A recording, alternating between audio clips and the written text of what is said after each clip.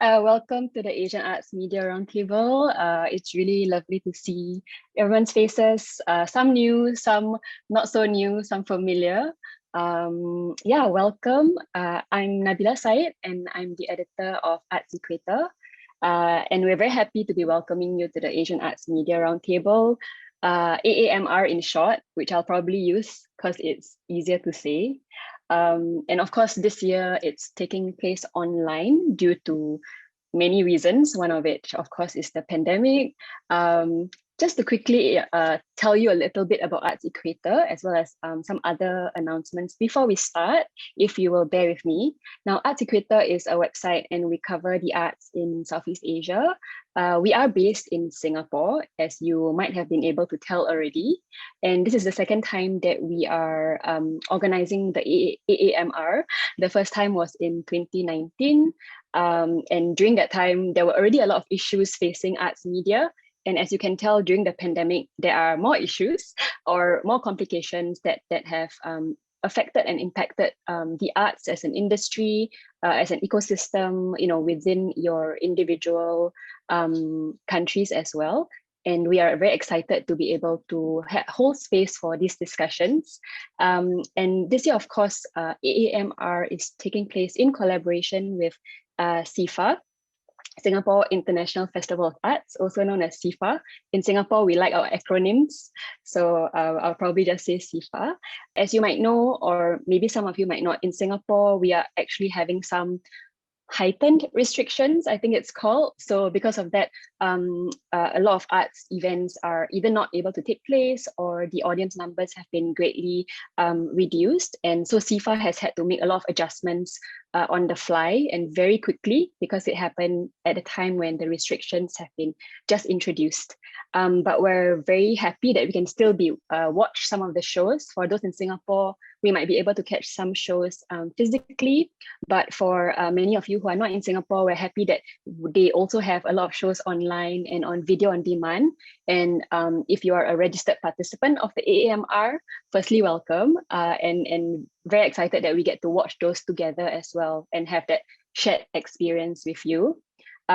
In case you're wondering who's in the room today, we have quite a cozy group of 22 people. So I think most of you are participants of the AAMR who have registered.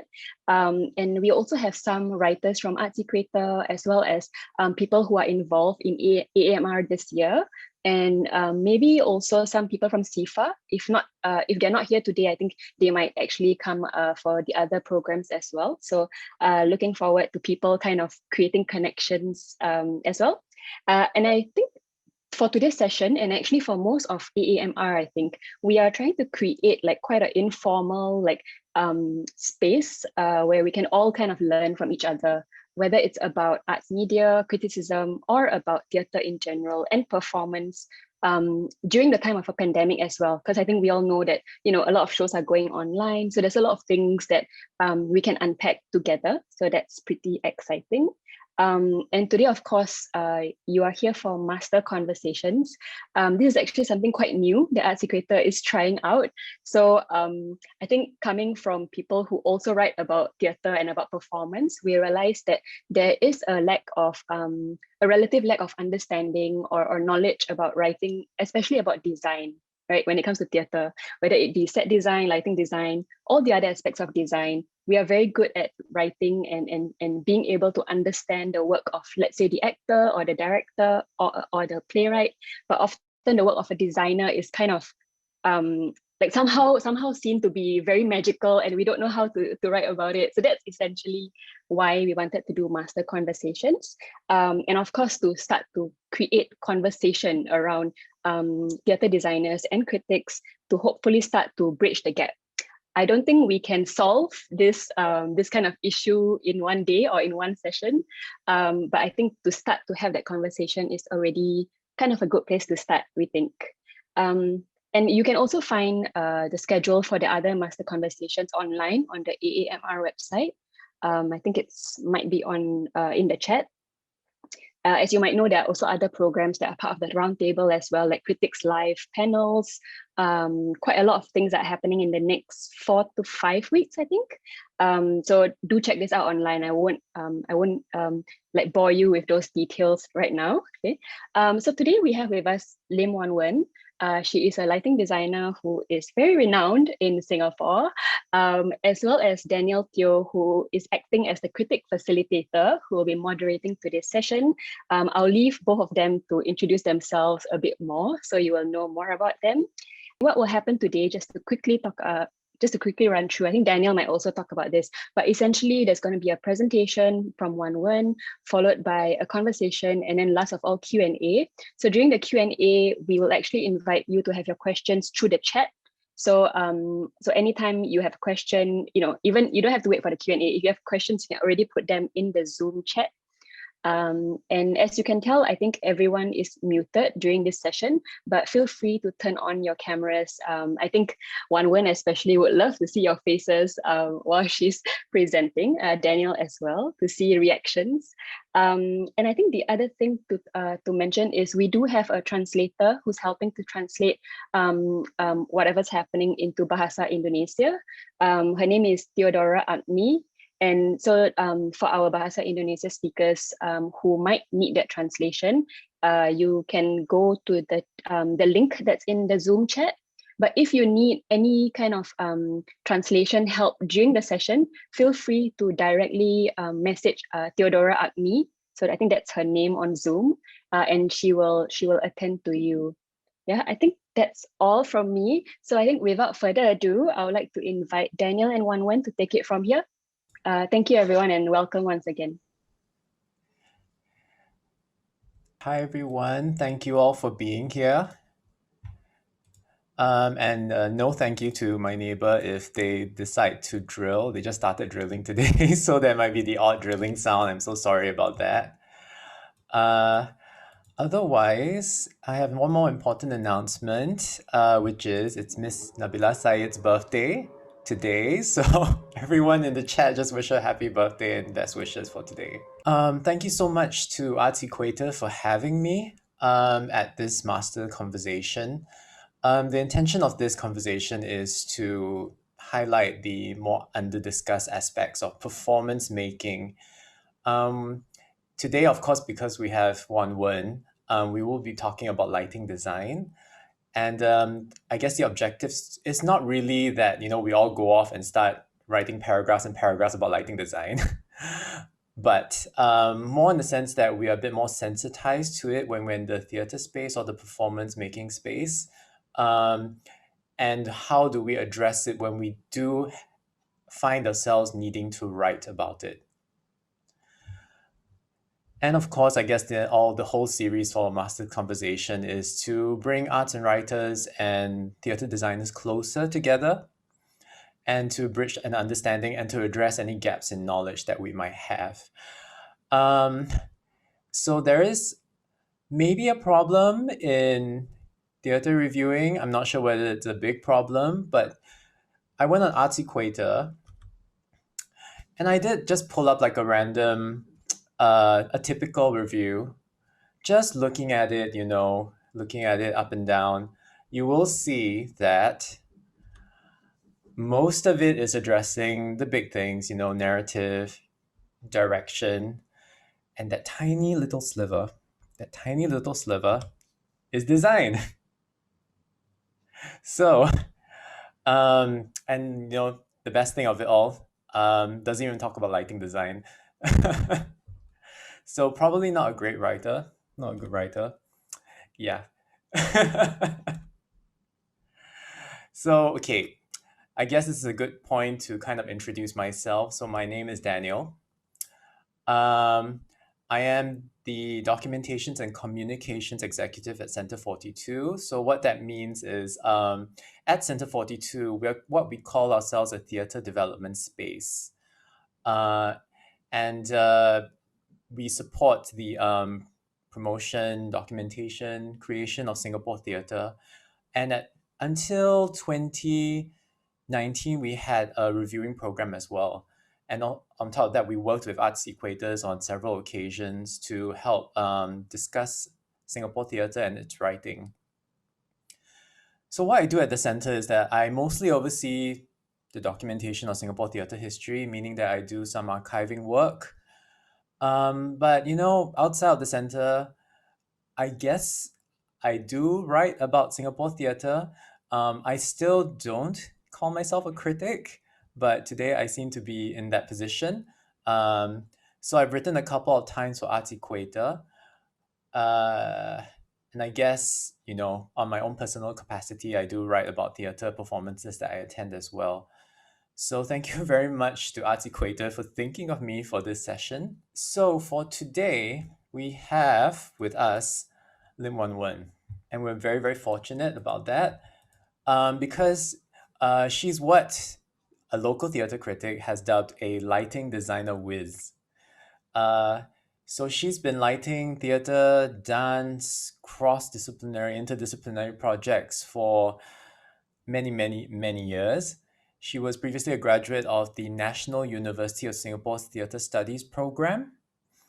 And in 2001, on receiving our National Arts Council Arts Professional Scholarship, she went to the Hong Kong Academy for Performing Arts to train in stage lighting design. So since coming back to Singapore, she's been lighting, and she considers at one point, she described lighting as her religion. So you know very well this is someone who's very serious about her craft. On top of that, she's also won multiple accolades for her lighting design. Locally, we have something called the Straits Times. Straits Times is our national broadsheet. They have something called the Live Theatre Awards every single year. So it's kind of the award show for our theatre industry.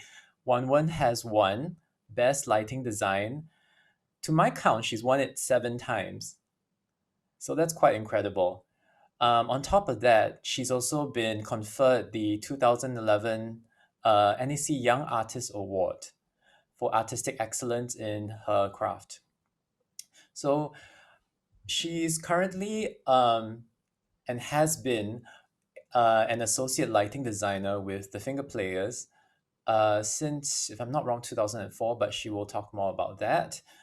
She does freelance lighting design projects as well. And she has also done design-centric installations and performances as part of her design collective, Index. So before we get into Woan Wen's presentation, in which we will learn about more of her background, her practice, and some of the works that she would like to highlight for us. Then after that, we will kind of move into a conversation. I will have a conversation with Woan Wen, in which we will discuss a bit more about lighting design and, more importantly, writing about lighting design. And then finally, if you all have questions after that, we will have a Q&A. But before we get to Woan Wen's presentation, I would like everyone to kind of do a quick poll just to get a sensing of the room and everyone's comfort with writing about lighting design. So if you could, the first question is easy. Have you written about lighting design before? So this could be a dedicated piece, so an essay about lighting design. It could also be part of like a theatre review. So about half. About half of the room has written about lighting design before.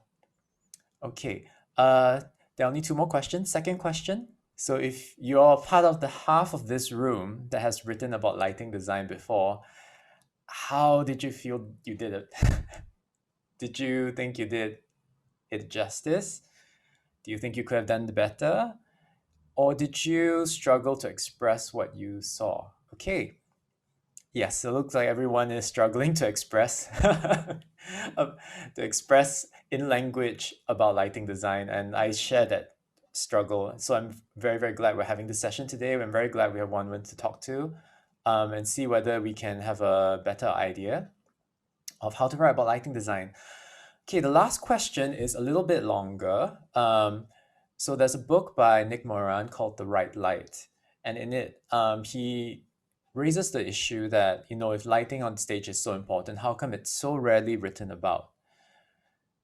So he gives a few statements, a few reasons. So which of them do you agree with the most?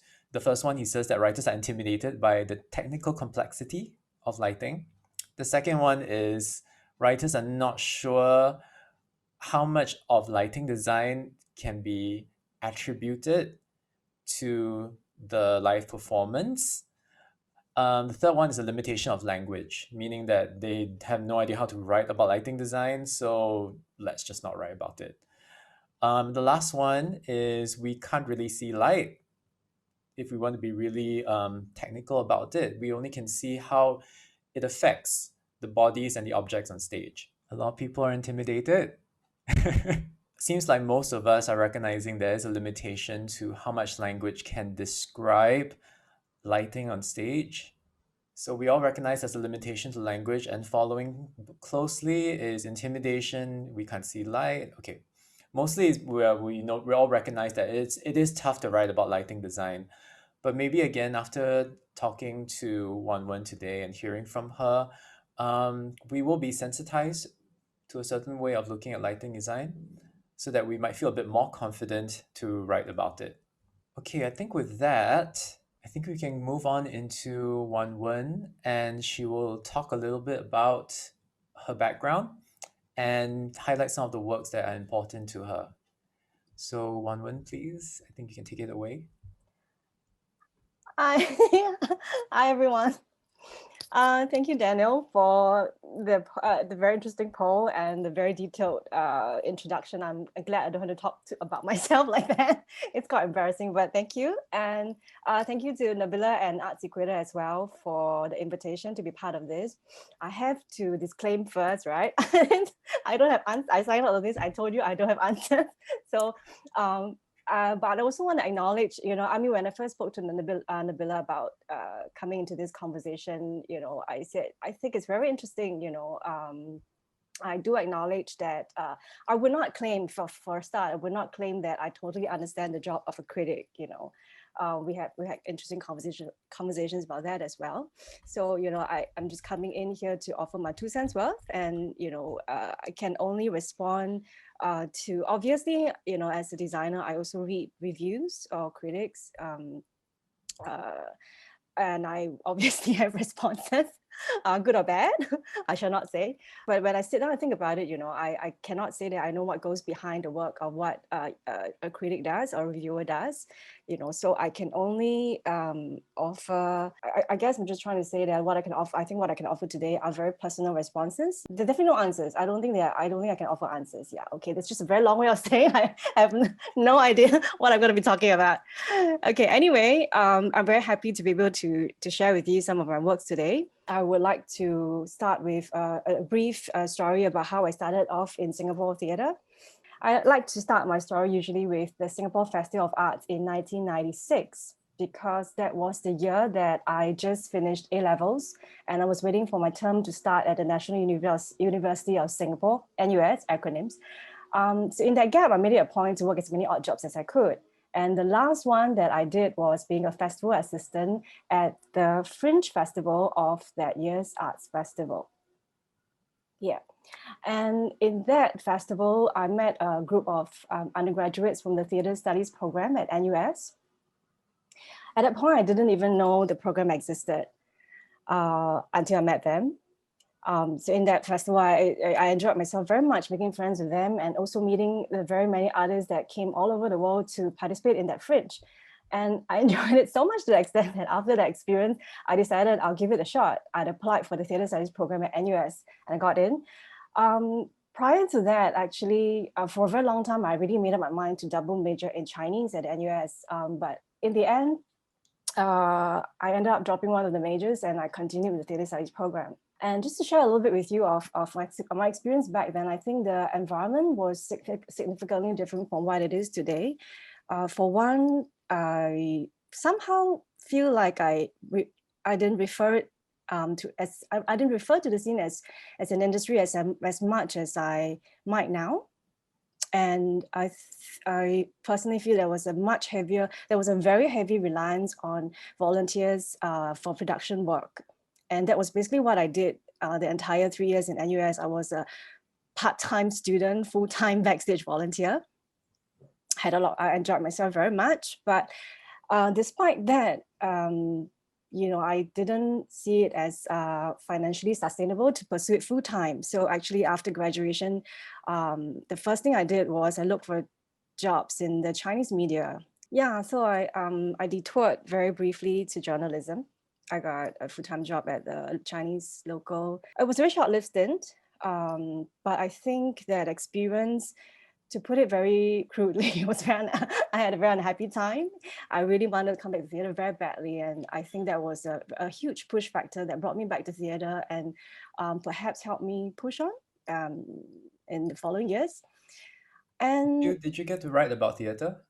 no, yeah, I went in there. A good question, because I went in with an interest to cover theatre, obviously, right? Since I was already so invested, but there was no vacancy. Otherwise, maybe I might join the ranks of theatre critics today. But yeah, there wasn't. So I was assigned to the local news desk. Yeah, I guess that did not align with my interests at all. Yeah, but I appreciate the experience. Sometimes I feel that if I hadn't made a detour, I might always forever be asking, what if I didn't jump right into it, So I felt like, yeah, that was a very interesting way of, okay, I'm gonna do it. I'm gonna do it now. So, but like I said, it's not particularly a popular career choice, right? And so there's some unhappiness in the family, obviously. And I felt like there was a sense of urgency, to prove that I was serious about going on with this. Yeah, and that's why I think back then, that's why I decided that pursuing, I could have just continued to work, there was a lot to learn on the job. But going to school was a faster route, I feel, to really I guess, like get myself trained and have, be full on, be ready full on very quickly, yeah. So basically in a short year after I quit from the papers, I chalked up a portfolio which got me enrolled in Hong Kong Academy for Performing Arts, as you already mentioned. And I also secured a scholarship, which I have to say I was very lucky. It was a very, very timely scholarship that the National Arts Council offered, because it was the very first one ever to be offered specifically for arts management, technical design, and production. Before that, it was usually directors, it was usually for non-technical or management applicants. Yeah, and I was very lucky. I got that, and I spent 2 years training and studying in Hong Kong. And then I came back and right after graduation and officially begin to freelance as a lighting designer. And this was 2003 or 4? Yeah, I came back in 2003, correct, 2003, yeah. So it's about 17 years later now. Who's counting? I am. I'll do the maths for you, save you the trouble, yeah. So yeah, not that old, not that young. Yeah, so that's that. That was how it all started. Yeah, and I guess the rest, like they say, is history. So in this last 2 decades or so, a little bit less than 2 decades, I've lit more than 200 projects, mostly theatre, some dance, and a collection of what I would loosely term as non-conventional or less conventional works. Worked with many different companies and individuals. And also, as Daniel has mentioned, I'm part of the Design Collective Index, which I will talk more about later. Obviously, it's impossible to mention everyone. But if I can only name one company, it is, of course, the Finger Players. That, as Daniel has already mentioned, I am associate lighting designer with. Again, I think that was timing, very good timing, because I joined them very shortly after I came home in 2004. it so happened, I mean, I was already I already knew the finger players. I was really familiar with them, but it so happened that at the time when I just came back, they were gearing towards a major transition, and that's where they, decided to form. So they asked me and my fellow associate sound artist slash music composer Darren to join the company as project-based resident designers. So we're not full-time, but we will work. So the deal is we work with them with most of their major shows. Maybe for our non-Singaporean friends, just a little bit about the finger players. So they are a theatre company in Singapore, but they are known primarily for using puppetry elements, hence, finger players. So the transition that Wan Wen was talking about was when they were founded in 1999, but I think around 2003 they had a huge artistic direction change. So they were primarily doing puppet shows for children, and then they wanted to venture into like grown-up contemporary theater, and then the works got really dark. At one point, I think when they first started, it was really, really dark, like, you know. So this was the point I think Wan Wen and the other designers joined the finger players to herald this huge artistic change. Yeah, just some background for those not from Singapore. Yeah, as you said, so there was that gear shift. There was little reason for me to say no, obviously, and it has proven to be a huge privilege to have a company, to have the opportunity to grow with a company for so long. Yeah, it's TFP is acronym again, the finger players, is practically family to me. It's my artistic family. Yeah. And what I've done here is I've selected a few works that I have made with them. And I hope the pictures speak for themselves, that they might show you the range and breadth of the company. The first one coming up, Wangkawai Dreams. This was commissioned by the Singapore Arts Festival in 2007.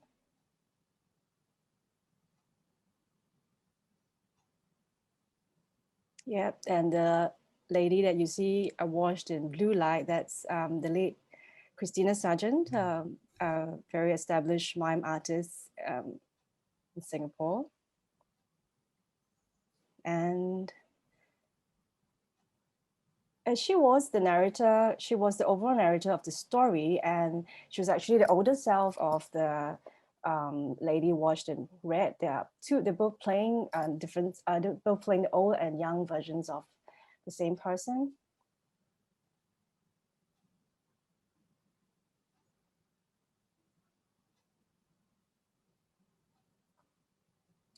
And this is 0501, also from 2007. This was a year-long process of a devised piece that was conceptualized together by 10 artists, including the set and sound and lighting designer. So the lighting designer obviously is me, and sound designer is associate Darren Ng, and the set designer was Lim Woan Wen. The reason I'm mentioning them here is because they are my two close friends, collaborators of Index, which I will bring up again later at a later point today. Yeah, and this was staged at the Victoria Theatre, but it was essentially like a black box experience. If you can see, the audience and the performers share the same space on that stage, on the proscenium stage. There was a dog involved. And as you can see, yeah, this is the view. This is the view from the usual audience seats, but our audience were placed on stage together with the performance. How many crew were involved in this particular production? 0501? I think so. I don't remember. That was like many, many years ago. Other than the size of the crew, I did read somewhere that in 0501 you actually performed in it. Right? Yes. I think I can speak for Wei Ling and Darren that we will not be caught doing it again. But yes, we were all on stage, all 10 of us. It was a I would say it's like a one in a lifetime kind of work that has its time and place. It's not something, I don't know if it's something that I would want to be part of now, but it was definitely a very important milestone piece. I will also explain a bit later when I talk about Index. But yeah, one whole year, we spent a whole year devising workshops for each other. It was very communal. It was a very communal experience, and it was a very different hierarchy from a usual typical conventional production. Yeah, so I don't remember how many crew were in it, but yeah. Maybe do you want to speak a little bit about the devising process and then how it kind of led to it's a very, very stark kind of lighting design. Like there's just so many lights hanging around. Just wondering what from the devising process led to kind of something like that. Essentially, the piece was made up of different segments, actually. So 10 of us, 10 different 10 so-called 5 minutes. I mean, that's the genesis of the titles. 0501 actually kind of represented each of us having a 5-minute segment. Yeah. So over the year, everyone conducted workshops for everyone. But everyone was also in charge of their very own segment where you were free to develop and express whatever it was that you wanted in that, before everything came together. So I should also, even though I said there's no hierarchy, but the overseer or the creator of the project was Ong Kian Sin, who is one of the co-founders of the Finger Players back in the 90s. Yeah. And but his role was more like, we would joke and say that he's like the principal, just make sure that everybody does everything on time. So he was not like a director, but, he was really like a key person putting it all together, making sure that, that things get done. Yeah. I was going to talk about it a little bit more later when I talk about Index, but I might as well mention it now because I will always remember this project, because simply because of how invested everybody was. It's really a luxury, to have such a large group of people committed to a 1-year project. And I think I can safely say that we were Index, that is like the unofficial beginnings of us, without us knowing, because I think the process probably influenced us very much as individuals and as well as a group, a trio. And also that the segment that I did in this piece would relate, it was also kind of like a genesis to a thread of work of mine that I will talk about later as well. Yeah, this is in Suitcases. The scaffolding installation that you see here is an installation created by Wei Ling. I don't know if you recognize the landmark. This was in 2010 and the MBS was just freshly, is minted the right word?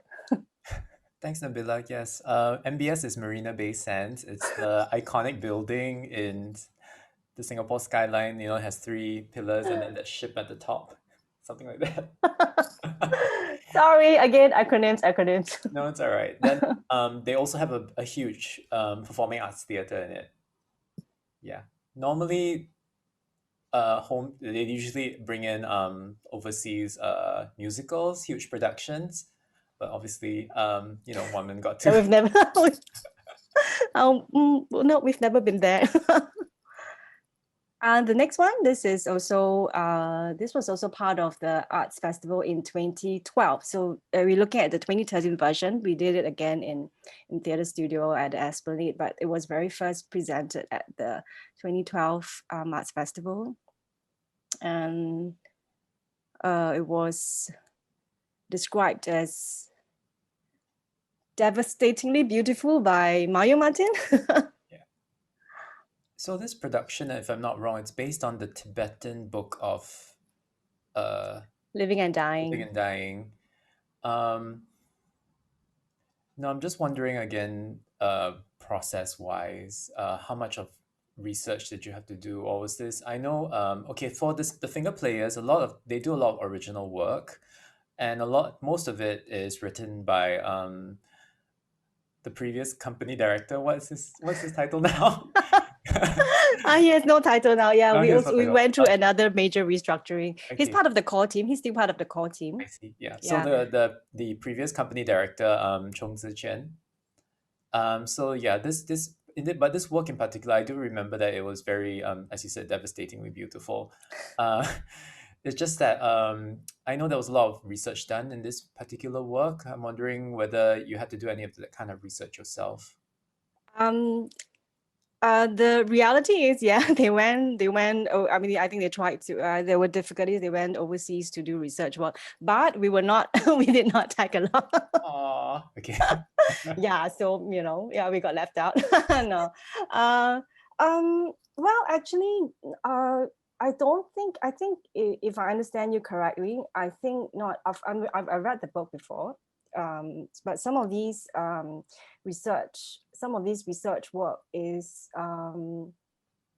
at least in my own practice, I don't necessarily dig into a lot of that. I think it's a little bit different with, say, a playwright or a director's preparation. It's slightly different, at least for me, but of course, it's not like, so if I do, sometimes it's very indirect, so it does not necessarily translate into the work that you see. So I'm not going to be able to relate to you directly to the materials, but if I do engage in the materials sometimes, especially if I have time, so I really, really enjoy longer processes. But sometimes when you're pressed for time, you just go straight for the crux, right? But nowadays, I do not necessarily feel the need to, unless it's something that I feel I need to make sense of. Yeah. I think in this case, because, so yeah, you're right. I mean, it was based on the book of Living and Dying, and it was a story about karma, reincarnation, and past lives. Yeah. And I guess personally, I don't find these concepts difficult or strange. So in that sense, that's, for me, sometimes the relation can be quite direct and not necessarily, yeah. So I'm just saying that, I would attack it differently, yeah, depending on the material. And moving on. So yes, Book of Living and Wonka Wai Dreams and something else he's going to see later are written and directed by Ziqian. But I think the other unique feature of the Finger Players is it's not as we do have the positions of artistic directors, but it's usually not just the artistic director who writes or who directs a production. So it's really, TFP is really a collective of artists. So for example, like this was a monologue written, directed, and performed by Oliver Chong. It was about it was a monologue about his search for his family ancestry in China.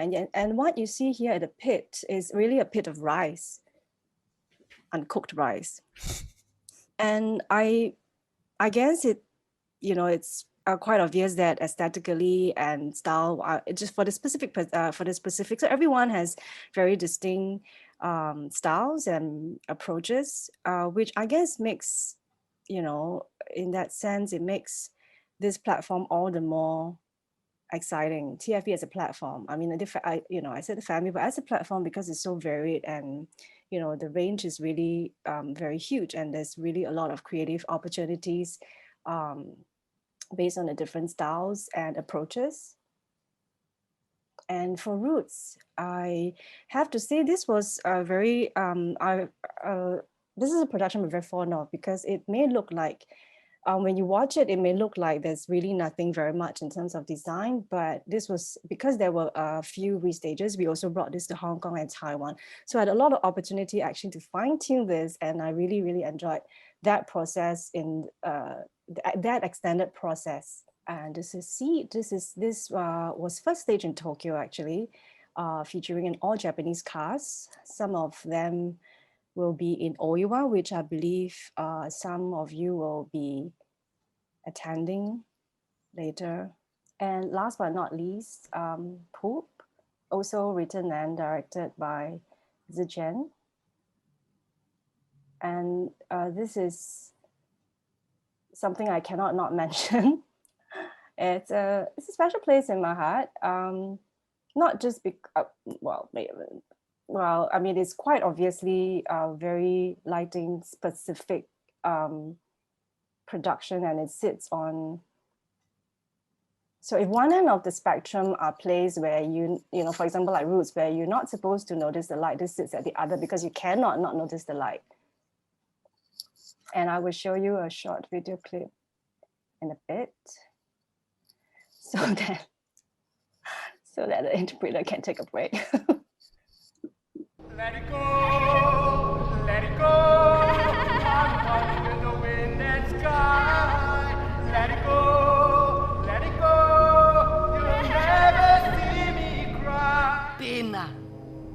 No, I got chicken backside. Very soft, not pain. Where is Daddy? Your daddy has gone to shit. Emily! Stay there! I'll come back! Tomorrow is my birthday! I'm afraid of cockroach. Can I be bygone instead? Daddy, come! No! Stop all this nonsense. There's no such thing as ghosts. He threw himself out of the window. A big, strong man like that killed himself because of what? He said! I cannot remember your face. You no longer have a name. You don't live in this house anymore. What's your point? I'm not ready. I'm not ready. Where are we rushing off to? To the market to buy food to prepare for tomorrow morning. What's wrong with the two of you? How can you two fight at a time like this? Daddy, you happy?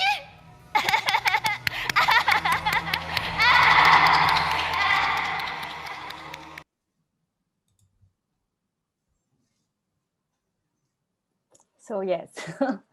So, one with poop, I happen to notice that in terms of the design, there's a lot of precision involved in it because, you need to have a floating head in some scenes. But in this case for the design, I think, at least from what I can observe, it's not so much of what you've lit, but what is not lit. But I'm just wondering, in terms of poop, how did you design something like this? To have like very narrow planes of light and How did I design for this? Well, actually, I think that's a very, very interesting point to talk about, I suppose, because when you first look at it, right, it's like I said, you cannot not notice what the light is doing in this piece. It's essential. It's a very essential for cap and mechanism. But I like to tell people that, in fact, and when I first completed the design, I had a lot of doubts. I'm like, is this really my design? Because I'll tell you why. Because and yeah, interesting that you brought it up, because true enough, in reviews, in a lot of reviews that I read about poop, without fail, they will mention it. And there were times when I felt that maybe a little too much credit was given to the light, because I think it's hard for people to understand that the process did not start with me saying, hey, this is what I want to do with the light. The mechanism actually came from Zichen, who wrote it, who already wrote, I believe there's something about his scripts. When he writes it and you first read it, sometimes you don't really understand until he directs it. So there are already mechanism in his head when he writes it that he doesn't put it out in paper, but once it fleshes it out, you get it. So this one, the starting point was actually him having this idea and then coming to me and say, is that possible? And I'm like, I think so. I think theoretically, yes. We've never done it. It was the first for us. I don't think it's entirely new. So I'm sure people have done it before. But maybe conventionally, it's more common for people to be using UV light, which is a very common form of what do you call it? A very common tool used for, say, for example, children's theater, right?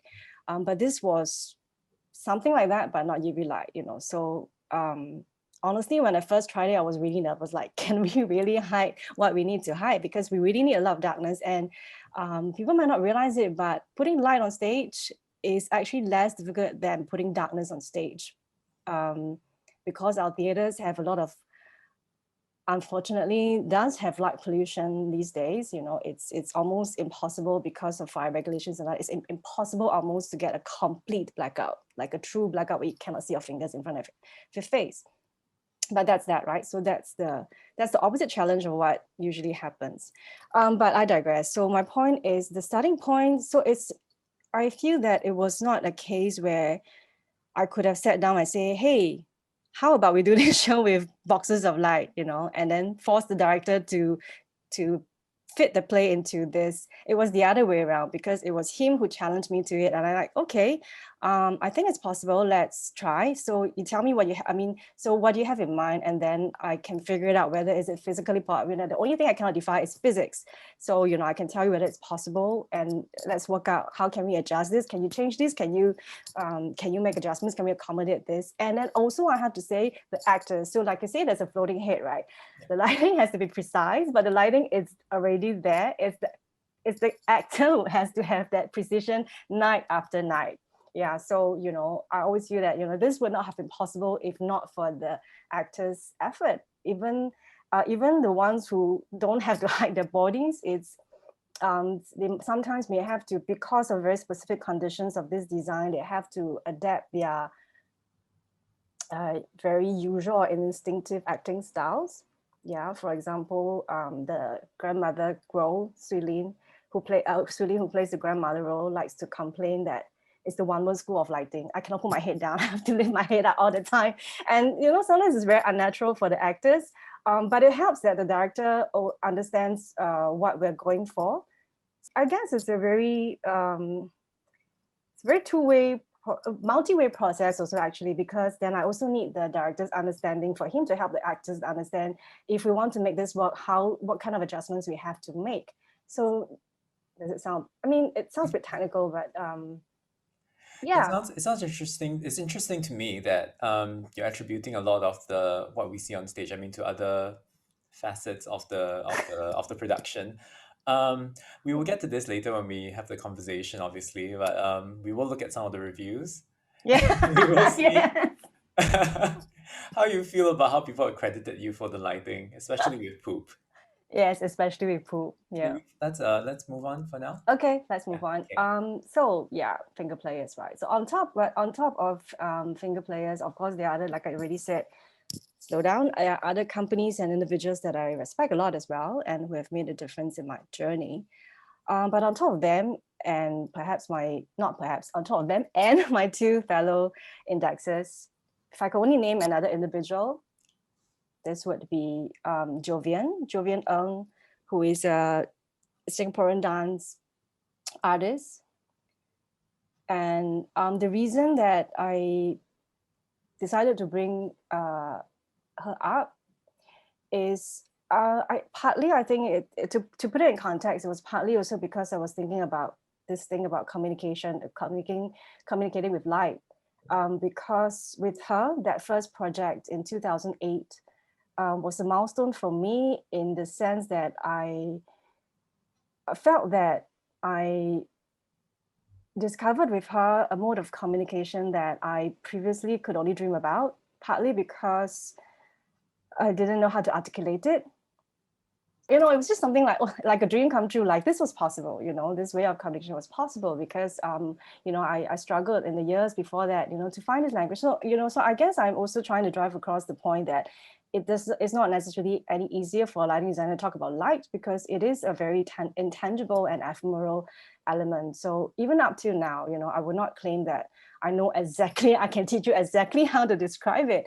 But I think that, but having that experience convinced me that it is possible. You know, it's not out of reach. It's not easy, but it's not out of reach. And I would not be able to define to you what it is. I can only very crudely say that it's a very fluid and organic way of interaction, and it involves a lot of conversations, but not necessarily specifically about light. So we don't necessarily sit down and be very technical about it, you know. So it's a lot of, it's really just a lot of responding to each other in perhaps elusive ways, you know, rather than always saying, okay, what is, you know, it's not necessary to be very always describing what is it going to be like, what does it look like, for example, or like if we do know what it is and we go into conversations about why, what is behind decisions or choices. Yeah.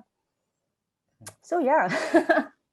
Okay, well, when you were talking about you discovered a way of communicating or talking about light, does this have to do with I had an interview with you back in 2015. Yeah, So yeah. 2015. Yeah. Yeah. At that point in time, you talked about light breathing on stage and in space. So was this work with Jovian that kind of helped you to discover how light breathes on stage, or at least how to express it? Not maybe not specifically or directly, but I think in terms of a certain see, I can't describe it. So when I use the words touch and breath, right? It's also not something tangible or hard, or it does not relate to your rational brain. I mean, lighting design with many technical arts is a marriage of art and science, right? But so obviously I have to be good at the science, but I think a big part of my journey is about, obviously, about the art of it. What am I talking about? But I think it's about relating to a more emotive and more visceral experience. So it's not always about sight.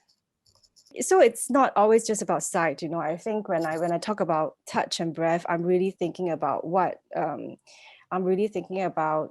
how the light can touch. It can be taken literally, how it touches someone, just through its energy, how it breathes. So it's alive, it's not a dead thing. It's a bit, sometimes I think about it and I wonder, perhaps it's a little bit like puppetry, right? Because what puppetry does is to animate an inanimate object, and breathing is a key. They always talk about how do you animate it. The key is breathing. How do you make it look like it's breathing and you can believe that it's live? So I think in a similar vein is that, so like I don't see it as puppet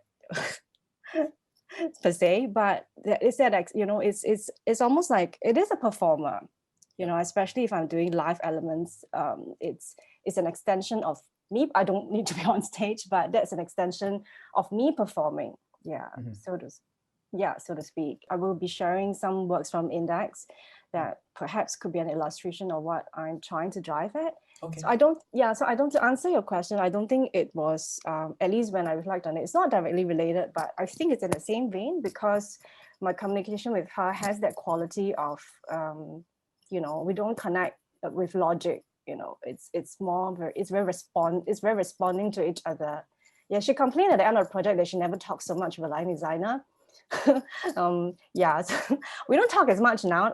I don't necessarily talk as much these days, whether with her or with other people. And so, I also wanted to share that there are times where I would still struggle to find the right words. I'm not claiming that I am here to teach you to know exactly how to write, how not to write, but no, I don't know how to teach you how to write about it. Yeah. Yeah. Or maybe now you mentioned in the comments here, it's like he describes lighting with words like sensitive and evocative. I mean, maybe we could all be a bit more emotive when we write about light. It doesn't have to be very technical all the time. I do get the sense that sometimes it can be pretty obvious that the writer might be trying to understand what's happening and describe it. So if you can see the effort, then it's like, okay, thank you. But I think maybe it's a bit of a trap, isn't it? Because it's a technical kind of it's a technical element that sometimes people, some people do agree that they feel intimidated because they don't know how it's done or what's really going on, so they don't want to talk about it. And then when they talk, it's not very fair that when they talk about it and you judge them, right? So yeah, no, that's not what I'm driving at. Yeah. The people in the room, when we took the poll just now, everyone understands that it's you're just at a loss of words sometimes. I understand. I do too. So I hope that's a comfort to you if it helps. The lighting designer also Yeah, can't the describe design our also work. to know how to talk about it. You're like, yeah, blue. Is it the same blue? No. No. Difficult. Yeah. I mean, it is difficult. It is very difficult. Okay. I would not deny that at all. So I was talking about Jovian. Yes. Yes. Okay. And I just thought this is another work we did together in 2012. But I wanted to show you what I really wanted to show is the next one. It's our last project. I mean, the last one that we did together. I thought this might give you a sense of what I'm talking about when I say that I have a personal interest in dealing with spaces as they are. So like this, like for example, this piece, it's in Theatre Works 7213's the venue. These are artists from different different backgrounds. They're not all dancers. So they come into the piece unannounced, and then the space slowly contracts and goes inwards, and then eventually it comes back out. And I thought I'll just show you. Hopefully, it's illustrative in the pictures.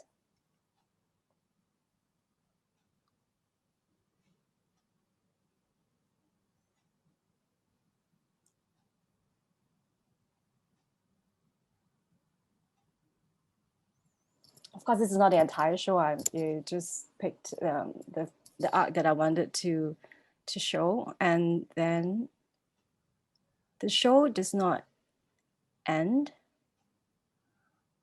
Where does the audience sit? Yeah, this was taken during the. So if you see that there are like platforms at the side, so it's they sit on the two sides. So this was not taken during show, so there was only one audience at the opposite end. So the show ends. It was really, how should I put it, sadistic, because they end with a very challenging pose, and they do not leave until the last audience member leaves. They do not stop. They're not allowed to stop until the last audience decides to like give up and go. Yeah, and then it gradually goes into this state. Yeah, so that's yeah. I thought this was a good this is a good place to connect to talk about this, my personal interest about dealing with spaces, because then it would relate to the works I do, particularly with Index. I just wanted to make an observation. You used words like contract and expand. I don't think those are words I would have used to describe it myself if I'm talking about lighting per se, but very interesting. So again, you were saying that this is about your interest in dealing with spaces, right? Yeah. I mean, I do like terms like that don't necessarily conventionally are used to describe light, perhaps. That brings me back to 0501, right? Which, but I already discussed this a little bit earlier, that this is really the unofficial beginnings of Index. So if I neglected to mention, so the focus of Index really is on design-centric installations and performances. Yeah, and as I mentioned that in this piece, like the segment that I was taking care of, it was my first attempt in using light on its very own as an expression. It was only 5 minutes, but I think of it as the genesis of that interest, that exploration, which continued subsequently in a 2009 project that I did with Sonic Bread. Sonic Bread is actually Darren Ng, my fellow associate with Finger Players. This project was first created at the substation, the black box in substation, and then we brought this to Vienna. What you're looking at is the very, very interesting, very huge, I think 18th to 19th century historical building. It was really beautiful. And yeah, it was an amazing experience. Basically, we created a light, sound, and movement piece. And the movement artist, was also involved. Chin Hua, this is Chin Hua, who was also involved in 0501. He was one of the 10. Yeah. Chin Hua is another movement artist. Yes. Yes. Through these two experiences, I personally, so it's not necessarily, it's part of Index's work, but it's also, but it's not the only thing that Index does, just to be clear about that. But it's more like a personal thread that I've developed and still developing. And so there were different projects that expanded on that exploration. One of them being Index by Index. This is the project that kickstarted our collective in 2013 under the Esplanade's Raw platform. This is the Esplanade's Theater studio. It was, and so there was no movement artist involved. This was purely a light, sound, and space piece. And that's in a similar vein, that was also the case for the last project that we just completed this year, Hex Theater at the Esplanade Theater. For those who may not know, the Esplanade Theater is Esplanade's largest venue, and it's a proscenium. It's a grande. It's a grand proscenium theater with a lot of character. So we like to call the Esplanade the durian. So there are two durians. So the Esplanade Theater is in one of the durians because it's all spiky on the outside. If you didn't get it. Sparkly on the outside, but fierce on the inside. As I don't know, I love the architecture of the space. So for Hex Theater, what happened was that the audience members, we got to sit on the stage, and then around us, the lights, the set, and then there was sound, and they would just move around us and play around us. Yeah, and then we experienced it as a design installation. The so-called set is really just the bare theater. So there was no, for us in this piece, it's not about shape. So it's not about adding anything to shape the space. It was really stripped down to its barest and really about revealing the Esplanade Theater as what it is, in what we call a conversation with the space using light and sound. With that, I come to round this off. If there's only one project that I can name in this entire 17 years, however, it would be this. This is the single most important piece of work for myself. It's my first and to date only independent project. It's a site-specific and time-based installation made in collaboration with the Sun. Sounds grand. Essentially, a visual poem composed using natural light. There's a 3-minute clip, but so this is real time. I will not make you sit through it, but I'll just play it and talk a little bit. Yeah, and ironically, I hope you can still hear me.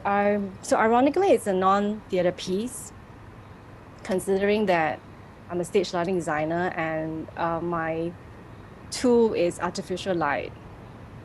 But natural light has always been very important, a primary source of inspiration for me. And this project was a tribute to that muse. Yeah, I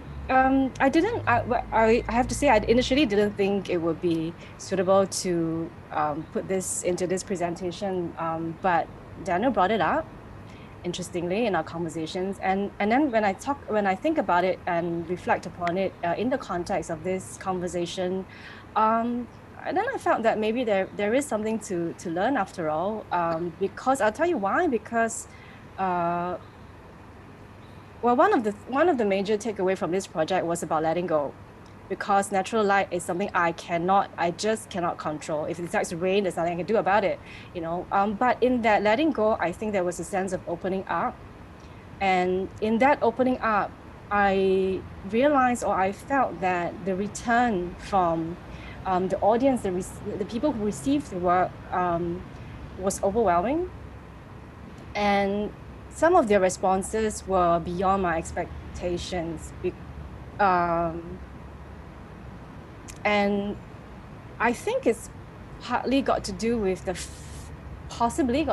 fact that sunlight is not something that's hard to understand. And that people could actually instinctively appreciate, even though I wasn't sure. When I first made it, I wasn't sure if people would be able to sit there for, I think the thing lasted about 3 hours, if I remember correctly. I wasn't sure if people could just sit there and watch light move, because there were segments where literally it's just the light moving on the wall. So this is just one, what you're seeing is one part, one movement of it, and there's something else that goes on behind that wall that you see. But people really just sat there for hours, like they sit there and they look like they're watching the paint dry. It was really amazing. And interestingly, I had a guest book, and a lot of the responses that people left, and some of these were strangers, people that I don't know, people that just came by.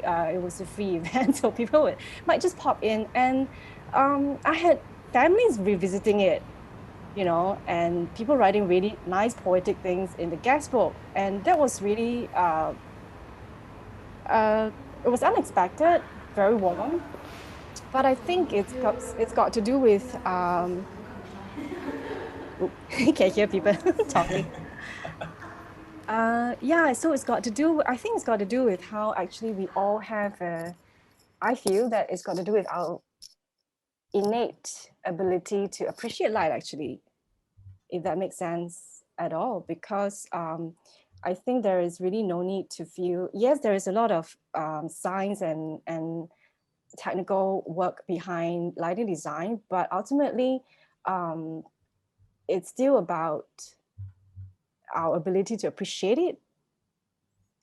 And I think even kids, I had kindergarten kids coming into the installation. It was amazing. So children were appreciating it. There was nothing difficult about it. And I thought this would be an interesting takeaway, if nothing else, that we maybe just need to trust ourselves a little bit more, that even if you feel like you cannot articulate it, you do know what it is, and you just really need to keep swimming and find that dream wall, like all the words will just come to you as you need it. So with that, I end my presentation. Thank you, Woan Wen, thank you. For talking about your practice. I mean, you've had a huge body of work. Obviously, it would take some time to go through everything. But I remember light matters very well as well. I remember I was one of the people who just sat there watching the paint dry. Okay, if maybe for people who don't know, the space is actually like a historic chapel. It's a very small chapel. At the top, near the roof, there's just one porthole window through which a shaft of light comes in. So at different parts of the day, the light actually travels across the floor. And then what Woan Wen did was to design the space such that maybe it refracts the light, or she put certain objects in the way to that plays with the light, the sunlight. So you could literally just sit there and watch magic happen in front of you. Yes. Let me just get back to. Thank you for describing it so well. No, I remember it was one of the works that really touched me back when I was trying to get into theater and understand theater. Again, ironically, it's a non-theater work, but it made me feel quite a lot of things. And I remember reading somewhere, I think it was in 2011, that you said that you would like your work to touch people or to move people and to have some sort of physiological impact. Which, of course, makes sense, why people might have some problems describing it if you're meant to feel it. Totally, yeah. So, yes, we talked, we have a very good idea, I think, now, a sense of your practice, but I do want to also kind of, broach the subject of how people have written about your work. Uh-oh. No, it's not uh-oh, but, Yes, So I know. I mean, okay, broadly, so the nice thing is that for everyone else's knowledge is that we've had some conversations before this session, obviously. And Woman has shared with me she does actually she does copy and paste and clip all her reviews that mention her lighting, so she does know Yes, I what keep a record. she keeps a record of it. Yeah, yeah. But I mean, okay, overwhelmingly, when you showed me that list and you showed me all the excerpts, I'm wondering, did you kind of notice any similarities? Like, were they mostly positive? Were they, Oh, you know? yeah, with the exception of one. Yeah, mostly positive. I think, yeah, I think people have been very kind to me. Usually positive, yes. Why do you think that's so? I guess.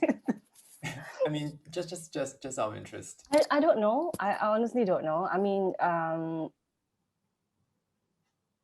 I think that was it Nabla who mentioned it, or maybe I read it somewhere that maybe sometimes people do have the pressure of being positive sometimes. So if they are not sure, they didn't like it, they're not sure, they might not. For the one exception, so I was like, wow, there was. I mean, for context, that there was one review that failed me. So wow, that was like. Okay, I do have it right here. Give me a second. Like, ouch. No, just everyone just to see, because she is right. I mean, the overwhelmingly, most of the writings about Wan Wen's work, it has been very positive, except this one particular review for Mayan 2. This I think was by the Theatre Ekamatra, a Malay theatre company in Singapore. So it wrote here that Lim's screaming red starburst backdrop for this movement was a big fail. Yeah, the director had to text me and say, no, it's okay, I love it. Yeah, it's okay. I mean, it's okay. I was like, ouch, but we just had a good laugh and like, okay, fine, like got a fail, yay, achievement unlocked. Yeah. So I mean, back to your question, I mean, I honestly don't know. I think maybe sometimes people feel like, if they don't have anything good to say about it, maybe they wouldn't. And then in this case, I think in our conversations, I also mentioned to you that the issue with the written word is it has a sense of authority, right? So, so once you read this, it's like, oh my God, if you never saw this and go like, oh my God, she did such a horrible job, but it's not true. And the same with the positive ones, right? They'd be like, oh my God, wow, she's a genius, but maybe it's not true either, it's an opinion. Yeah, I mean, I keep these for practical reasons, but I also learn to read this with a pinch of salt, huge. So you're Not keeping pinch, a bucket record of of Sorry, yes. so you're keeping a record of all these reviews. Why? What do you see? What do you take away from this from reading all these reviews? I have to confess, Yes. it's very practical. It's a very practical reason that I've gotten very lazy, but there's a very practical reason to this, because I am able to use them in proposals or reports. Yeah. So thank you. So like, yeah, I'm grateful that something has been written that I can use it. I mean, so that's a very practical aspect to it, right? Of course, but of course, at the same time, it is a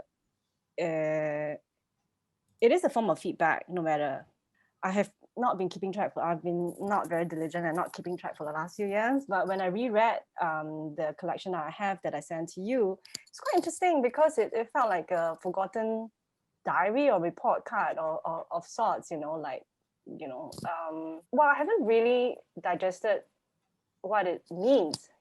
I mean, I appreciate it for sure, right? I appreciate, like, especially when people say nice things. It makes you feel happy. I would not deny that.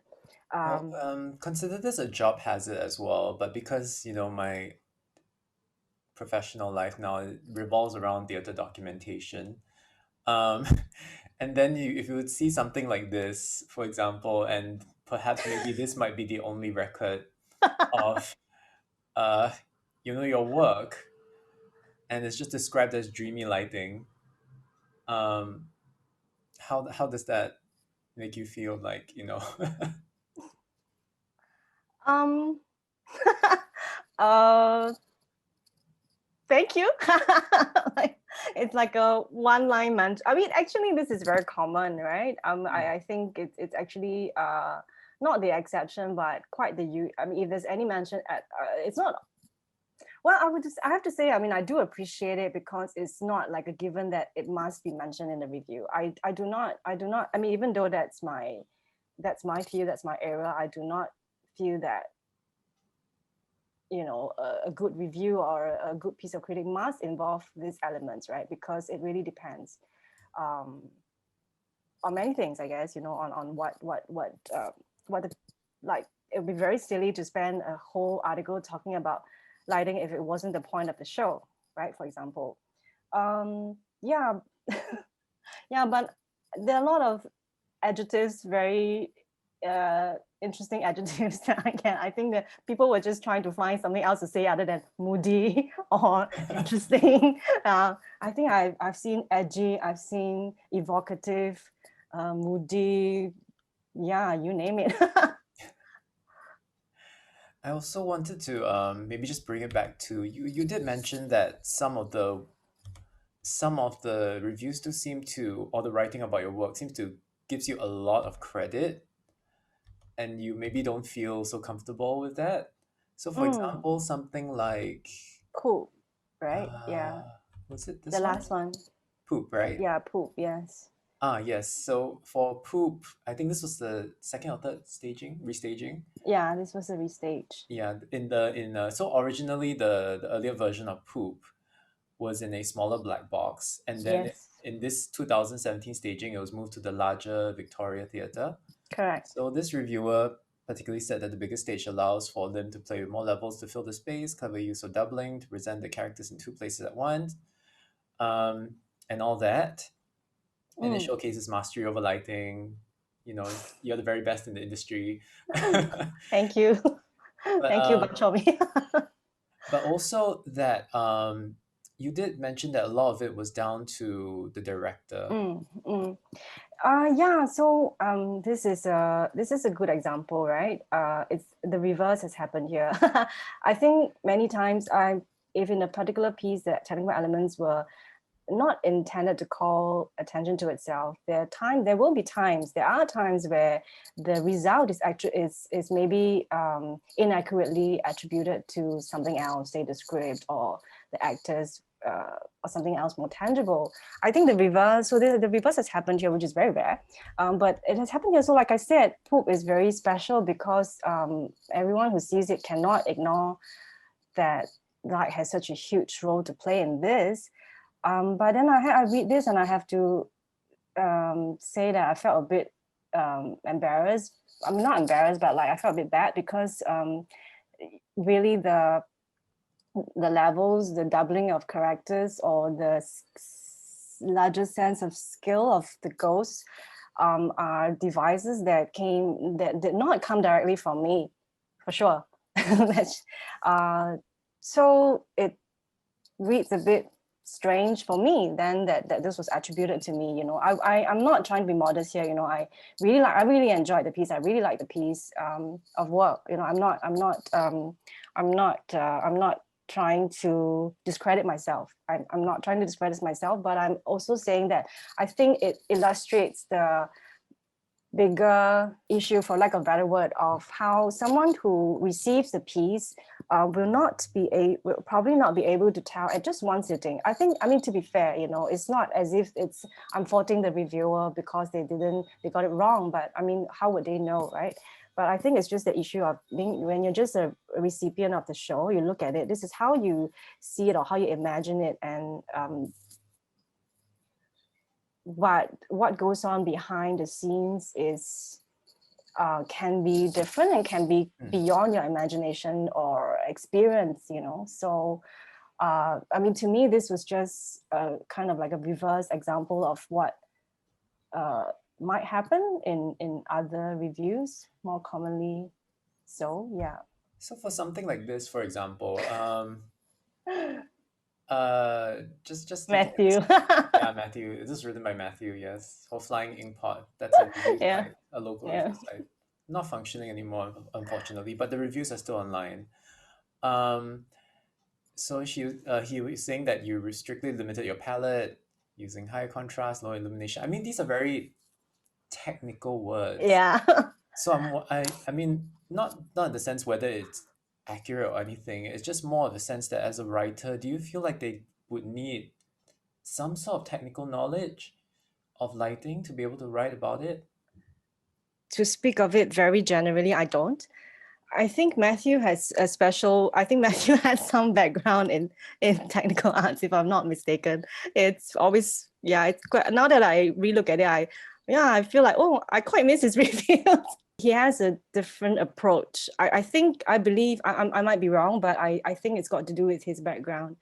Although in this case, when I read it, it's very flattering, obviously, right? I mean, he's saying really good things about what I do, but I'm like, oh, I didn't know I do that. So I guess it's a very interesting appraisal of sorts, because this is obviously his reading of what I do. You know, whether or not I intend. I mean, although, like I said, the thing is, a written word sounds like it has authority. Like this is it. This is what this is her style and what she is about. But whether or not it really is the case, it's maybe I don't think about it consciously. Maybe I do limit my palettes, but I don't do it consciously, you know. So it's interesting for him to pick it out. So I'm like, wow, okay, food for thought. The other thing that maybe on the converse side of like a very technical writing is the more emotive personal response kind of writing that we kind of alluded to maybe even right from the beginning of this session. I just wanted to show this one, and it was a response review to Light Response, Methods. yeah, I think it was more a response. This is Wei Biao was he actually, I met him because he did an interview with me shortly before the installation happened. That's why he came. I can't remember whether he published this, but it was not the official. It was definitely not an official review. I think I probably translated it. He probably wrote in Mandarin, and I translated it to put on my blog. It's a very good example, I think, of what I mean by layman's response, because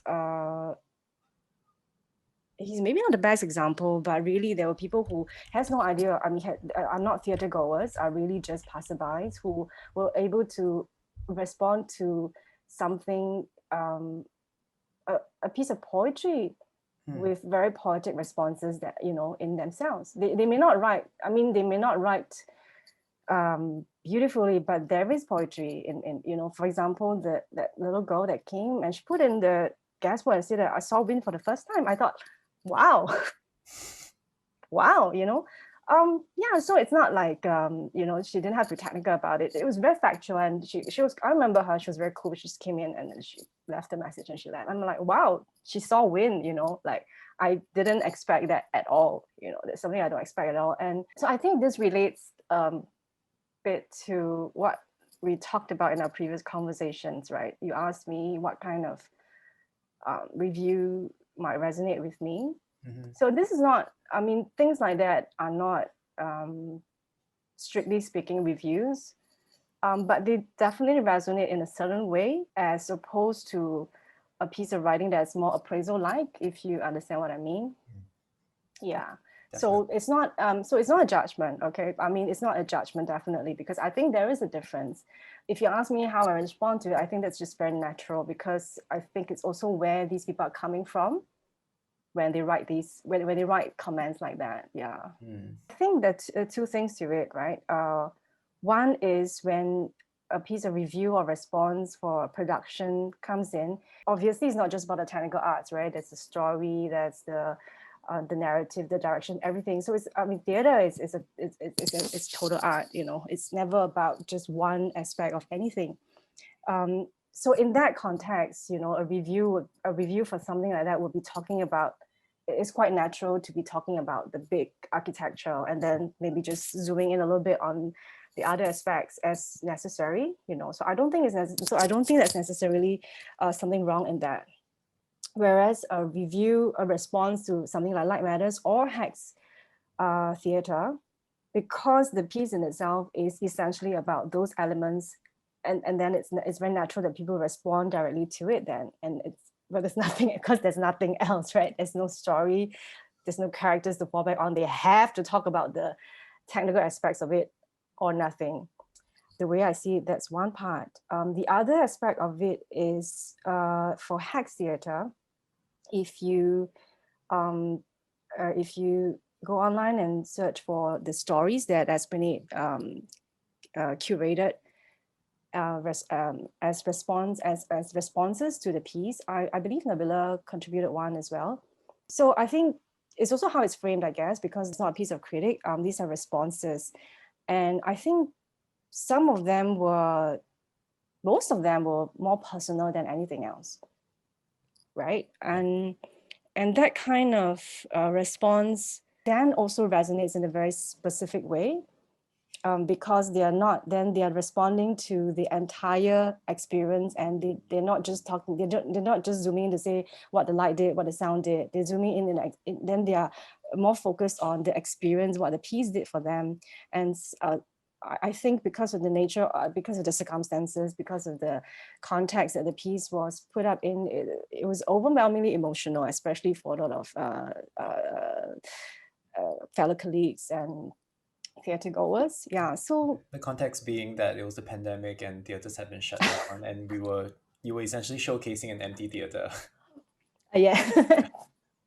Yeah, the absence, contrary to our intentions, I think the absence really people really picked up on the absence, obviously because of the circumstances, right? Yeah. So but yeah, maybe this would be a good segue into I think we can address some of the questions from from the audience.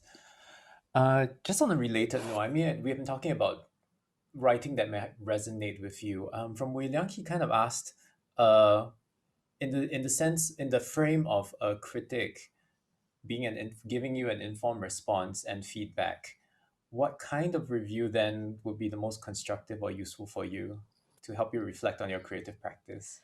wow. Huge question. What would be useful to you? I think that would be the short way of putting it. Well, I've honestly never thought about it. But I guess in maybe in continuation of what I am saying, but this is personal, obviously. I cannot speak for other designers, but I don't know about usefulness, but I think it definitely, if I may use the word again, resonate. It definitely resonates with me when it comes from a place within, if that makes sense. I honestly don't know what goes through a reviewer or critic's mind, or I mean, what is required of a piece of writing, right? So I'm not thinking about that at all. Yeah, maybe just from this latest experience with Hex Theater, simply because there was really a huge body of was overwhelming flood of responses, whether online or private, people texting us privately. So coming from a personal space as opposed to like the you mentioned like an authoritative voice.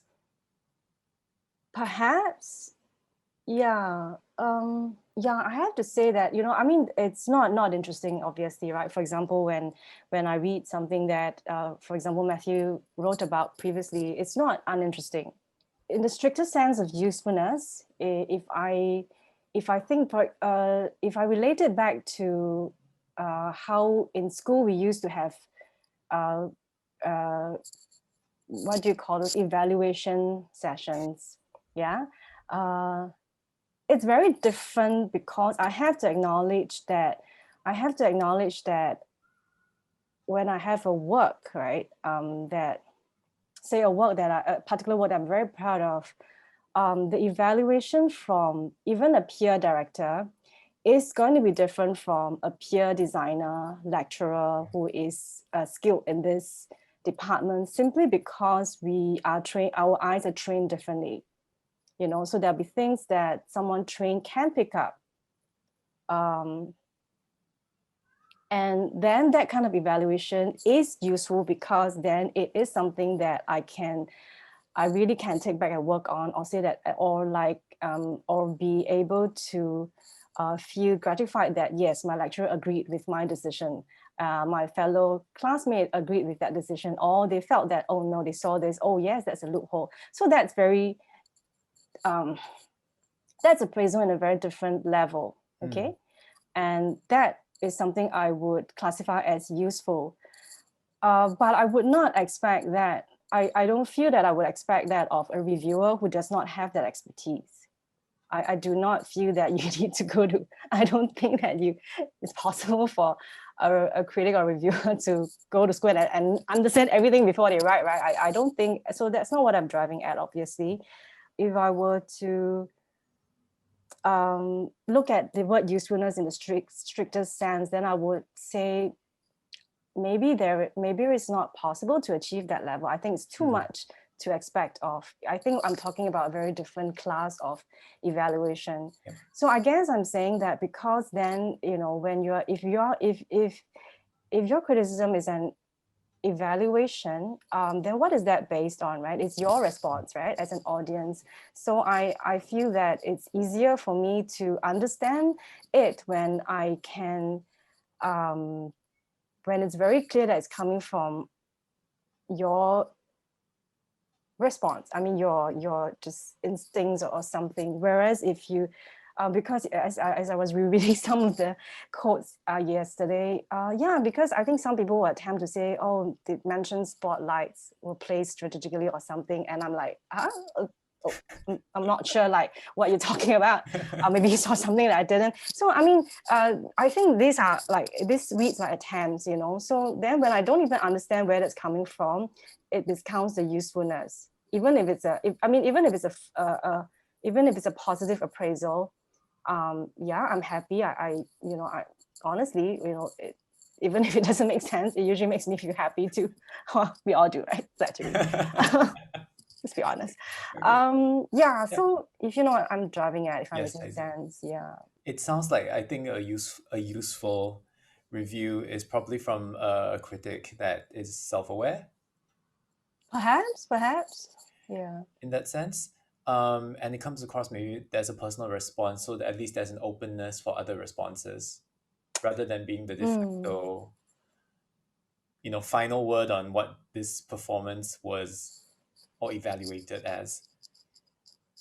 Yeah, I mean, I don't know if that applies to other departments as well, but yeah, I think in terms of my own experience, yeah, I think that, you know, a fail, it's a bit less useful than than say like, oh, I felt, I don't know. I mean, really, I cannot, you know, it's not like I can write a good review myself. I don't think I can write I'm not sure I can review my own shows to start with, you know, so. Maybe if we jump back to a bit of your practice, we do have a question from Sukhbir that asks you, between clarity and showcasing an emotion through lighting, how do you balance both, and which is usually more important to you? I think we kind of talked about this in our earlier conversations as well, between like lighting functionally and lighting artistically.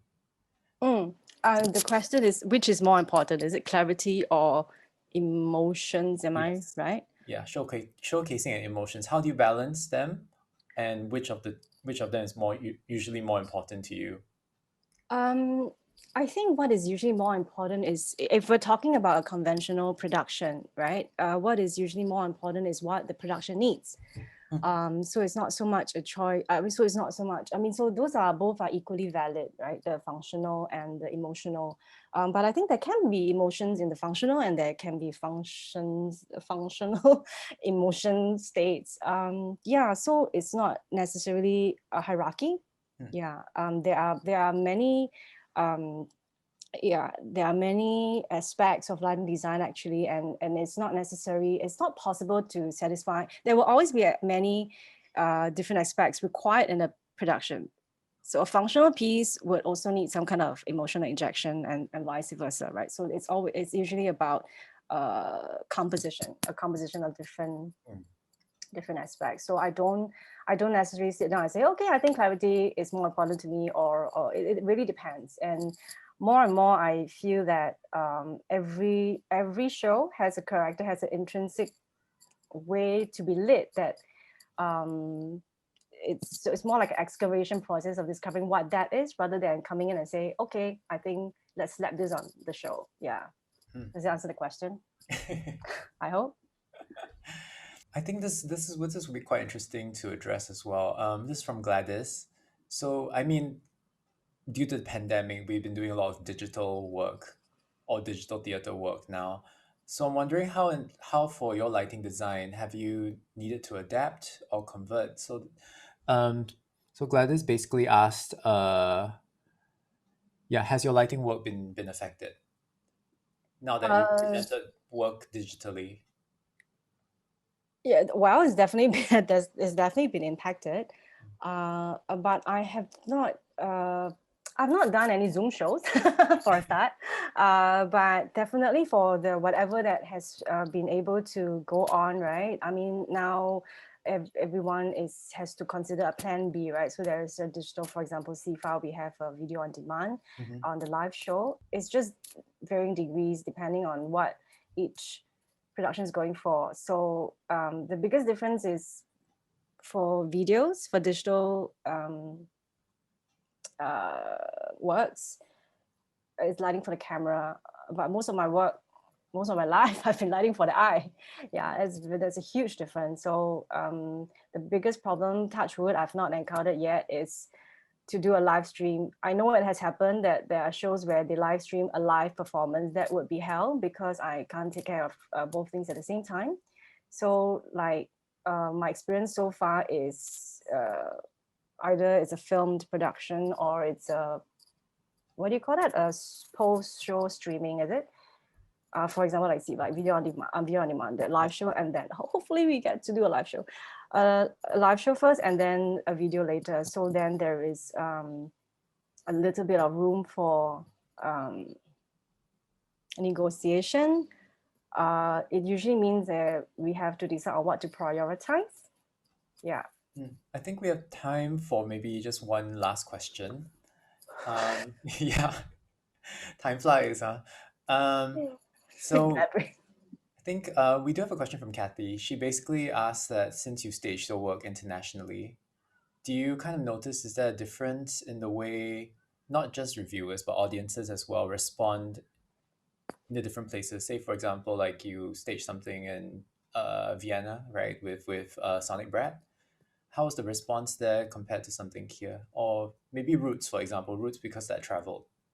I'm not sure I have an answer for this. I don't think yes, we have done works overseas, but I don't think extensive in my experience. I don't think extensive enough to be able to say for sure that there's a difference. Especially not critics, because I don't think I have access to that. I think it depends on the piece. Again, it's not a one size fit all thing that I can answer, I'm afraid. Yeah, because I think, for example, Roots. I mean, we've only brought it to Hong Kong and Taiwan for a start. Yep. So it's very Chinese. I mean, so it's a very Chinese-based audience anyway. I mean, I say anyway because the story is largely about a man searching for his ancestry in China, right? So I don't know. I mean, if we had went to an European place, for example, maybe that we could have been able to tell. But I think in that experience, I don't think it was very different. And also the work, you know, when the strength in the work, it stands on its own.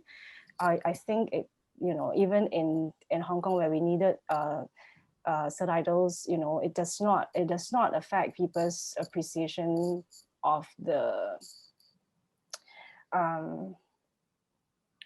energy of the work. Yeah. Fair enough. Fair enough. Yeah. Okay, everyone, I think we basically run out of time, but thank you so much, Woan Wen. Thank you so much Thank you for so sharing with much. us. Thank you all for staying. And I hope like this kind of illuminates an aspect of your work that will help arts writers to write maybe more sensitively towards lighting design. I really hope that everyone here has gotten something out of this session. I did definitely, and when I write about not just lighting design, maybe about design, I think there has to be that certain openness and maybe room for a personal response somewhere emotive, coming from a personal space. That for me at least, that's the big takeaway, but I hope everyone got something out of this session. Thank you for listening to us yapping for quite a long time. Yes, thank you for Yeah. listening to my blubbering. And I think with that, I think I can pass the time back to Nabila. Thank you so much. Thank you. Thanks, Daniel and Woan Wen, for sharing.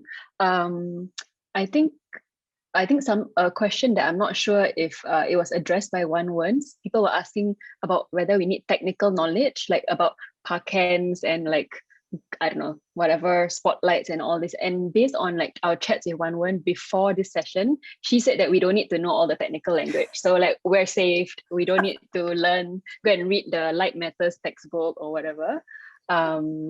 Yeah, I mean, that gives me a bit of comfort. So thank you. Thank you, Woan Wen and Daniel as well for facilitating that session. Yeah, Wei Liang, I think can borrow from the library, probably an ebook. Thank you everyone for joining us for this first Master Conversation series. As we said, it is a conversational, informal, and everyone is learning at the same time. I think it's really interesting to hear that even Woan Wen, like you sometimes can't find the words. So it's kind of heartening that we are all in a way trying to grapple with something that it's quite difficult to do in the first place, probably just giving words to an artistic form, maybe. And as I mentioned earlier, the Masters Conversation series, there are 3 more sessions coming up. If you are an AAMR participant, you probably already know the dates. They can be found on the AAMR website. And just to wrap up this session, I just have a few announcements which are for the AAMR participants themselves. So for invited guests, if you feel like you need to leave, please feel free, and thank you so much for joining us. We do appreciate the group that did come and share the space with us today.